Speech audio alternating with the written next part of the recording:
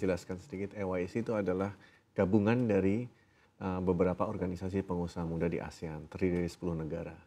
Dan kenapa itu penting? Karena itu merupakan salah satu elemen fundamental ekonomi dari suatu negara itu kan pengusaha muda. Dengan adanya KTT ASEAN yang berlangsung di Jakarta sekarang ini akan meneguhkan ASEAN sebagai pusat epicentrum pertumbuhan ekonomi dunia. Dan kita lihat ke depan, sekarang ekonominya kita berkisar di putaran di 1 triliun US dollar. Dan tahun 2030 kita menuju 2 triliun. Nah itu yang menjadi faktor besarnya kurang lebih adalah para pengusaha di daerah masing-masing. Bagaimana cara meningkatkan kegiatan ekonomi utamanya dalam rangka menyambut bonus demografi yang terjadi di Indonesia saat itu juga. Jadi itu saya rasa peran serta kita adalah dengan cara meningkatkan jumlah pengusaha muda di seluruh lingkup ASEAN.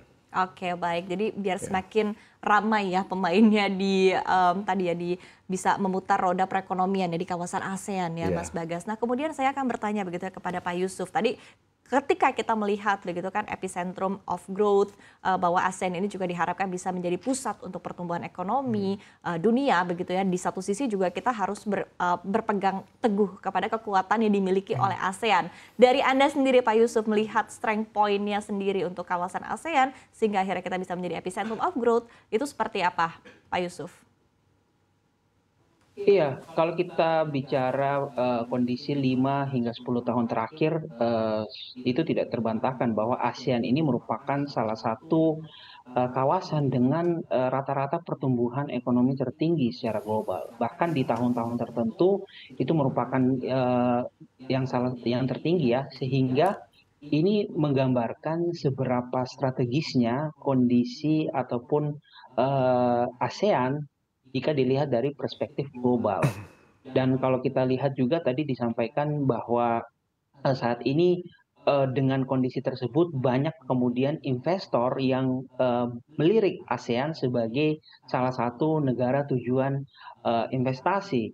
Dan kalau kita lihat dari hal itu, kondisi tersebut akhirnya juga ikut mendorong pertumbuhan ekonomi di masing-masing negara ASEAN, baik itu Indonesia, kemudian Vietnam, Malaysia, dan negara-negara ASEAN yang lain. Jadi memang kalau kita lihat secara strategis ya, posisi strategis memang ASEAN ini tidak bisa dikesampingkan gitu ya dalam diskursus perekonomian global. Dan kalau kita perhatikan juga sebenarnya dalam konteks saat ini ya proses pemulihan ekonomi setelah COVID-19, beberapa negara ASEAN termasuk Indonesia itu merupakan negara-negara yang berhasil gitu pulih kemudian bangkit setelah terserang pandemi selama 3 tahun terakhir ini. Jadi sebelum pandemi posisi ASEAN itu sangat strategis. Di kala pandemi saya kira posisi ASEAN itu tetap strategis sehingga ini yang kemudian bisa dijadikan sebagai bahan pembelajaran gitu ya bagi ekonomi global dan juga bagi masing-masing negara ASEAN itu sendiri.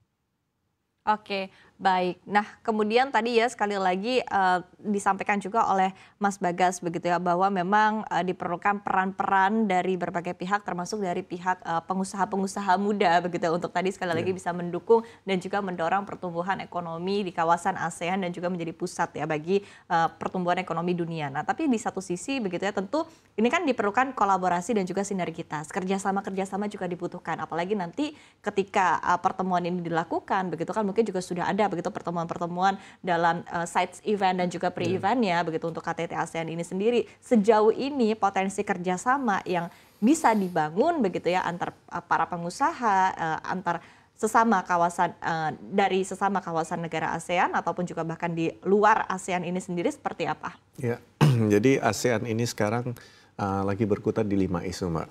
Jadi yang pertama adalah digital transformasi, sustainable development, health resilience, food security, and trade investment facilities.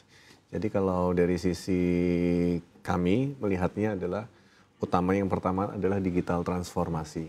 Digital transformasi ini sangat penting karena itu akan mempercepat konektivitas di antar negara-negara ASEAN.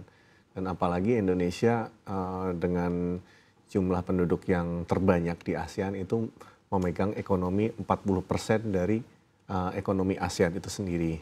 Jadi itu melahirkan banyak ekonomi digital yang berkembang sangat pesat. Dan juga kemarin sempat disampaikan oleh Bapak Presiden salah satu vokal poinnya adalah hilirisasi. Hilirisasi ini dalam rangka menyambut pertumbuhan ekonomi Indonesia ke depan. Ini sangat penting, Mbak. Karena apa? Kita mengubah dari biasanya kita mengekspor bahan mentah ke luar negeri, kita sekarang jadi mengolah barang itu di dalam negeri. Sehingga akan mendapatkan banyak investasi dari negara-negara luar. Dan itu sangat bermanfaat juga buat perkembangan Indonesia dan ASEAN pada khususnya. Karena Indonesia dengan ASEAN sendiri kan mempunyai perjanjian kerjasama ekonomi. Jadi hubungan antar negara itu jauh lebih fleksibel dan efektif. Karena tidak terlalu banyak birokrasi yang terjadi antar negara ASEAN. Dan pentingnya di situ kita sudah melihat fakta dengan adanya hilirisasi selama sekitar 1 atau 2 tahun terakhir meningkatkan ekonomi Indonesia itu sebesar 10 kali lipat dari yang biasanya kita hanya mengekspor bahan mentah. Itu peran para pengusaha muda di ASEAN sangat diperlukan. Karena akan terjadi pertukaran teknologi, pertukaran sumber daya manusia yang akan otomatis akan menimbulkan banyak aktivitas ekonomi. Dan berdampak bisa terjadi ke depan 2030 tercapai skala ekonomi ASEAN itu mencapai 2 triliun US dollar. Tapi dari sisi pengusaha muda sendiri, apakah memang sudah banyak begitu ya kerjasama yang terjalin, apalagi tadi di 2 hal begitu yang tadi sempat disebutkan oleh Mas Bagas. Yang pertama terkait dengan transformasi digital, digitalisasi, yang kedua tadi berkaitan dengan hilirisasi begitu. Sejauh ini sebetulnya seperti apa? Mungkin kerjasama yang sudah dilakukan di antara pihak pengusaha begitu ya, khususnya di negara kawasan ASEAN sendiri. Banyak sekali saya kasih contoh di bidang ekonomi digital ya. Jadi banyak terjadi pertukaran, contoh Gojek sendiri. Gojek itu kan produk asli Indonesia dan sekarang sudah ada di Singapura seperti contoh. Itu sudah terjadi kan pertukaran ekonomi digital antar negara ASEAN.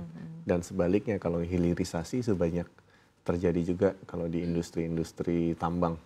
Misalkan kita contoh ada nikel, ada batu bara, itu pengusaha-pengusaha muda ASEAN juga sudah banyak masuk juga bekerja sama dengan pengusaha-pengusaha muda di Indonesia, utamanya di daerah. Oke, baik. Jadi Indonesia ini kan luas sekali. Jadi kebijakan Bapak Presiden Jokowi yang mengatakan bahwasannya pertumbuhan ekonomi itu tidak di Jawa sentris, melainkan Indonesia sentris, itu membuka peluang bagi pengusaha-pengusaha muda yang berada di daerah untuk bekerja sama dengan pengusaha-pengusaha muda dari ASEAN lainnya. Betul.